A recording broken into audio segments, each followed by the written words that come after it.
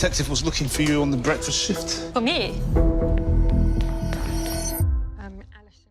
Hi and welcome back to Real Reviews, where today I'm going to have a look at Code of Silence. That's right, it's an ITVX BritBox explosion. It is literally one of the highest rated Rotten Tomato thrillers currently doing the rounds, and it stars Rose Ayling-Ellis, and it's created by Moulton. So let's dive in and find out what all the fuss is about. Read lips, right?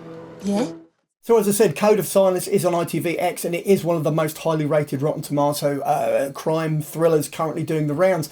And this is for a number of reasons. One of those reasons is not the story itself, because the story itself is not particularly original or inventive. It is a member of the public basically being pulled into what surveillance tapes with the police, and her sort of like her family, personal life, professional life sort of overlapping. What makes it impressive and interesting and inventive and truly engrossing is the fact that Lucy, played by Rose Ayling-Ellis, is a deaf worker. So what this does is it basically shines a light on the deaf community. It feels incredibly inclusive without feeling awkward or sort of like someone's shoehorned something in there for I don't know, for audience ratings. And you've also got this really well-grounded and rounded performance from Rose Ayling-Ellis, as well as a number of supporting players, including Andrew Buchan, who people will know from Black Doves, which is on Netflix with Kieron Knightley and Ben Whishaw. But what else is there about Code of Silence? Let's dig a little bit deeper, because there's more to say.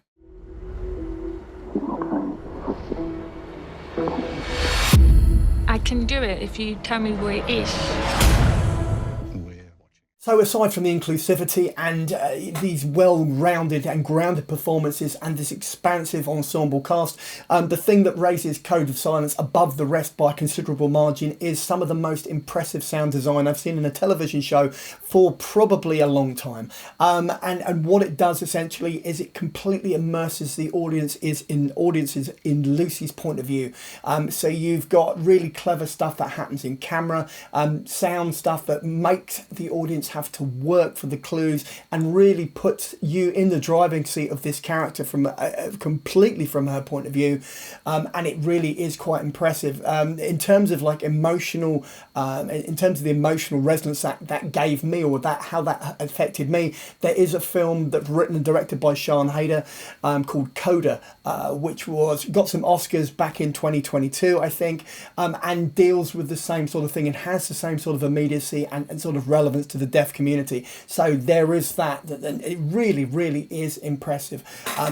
So on that note, I'm going to dive into my rating. Let's do that. So I'm going to be giving Code of Silence a 4 out of 5 on the big old 5 scale. The only thing that lets it down at all is that formulaic storyline, which ultimately not a lot can be helped about that, but there are so many other bonuses, so many other pluses and positives which are put into this show that if you haven't seen it on ITVX, track it down on BritBox. It comes out on the 24th of July over in the States as well. So yeah, dive into it and you will not be disappointed. On that note, I'm going to dive into my trailer. Let's do that. Always careful to meet in places where we can't put them. That's why we need. And so it is, you've reached the end of another video review, this time for the Code of Silence, which is currently streaming on ITVX over in the UK and is available on BritBox over in the States from the 24th of July. So this is the bit where I go, if you like the video, then give me a thumbs up. Failing that, you can always just drop a comment in the comment box below and I will respond.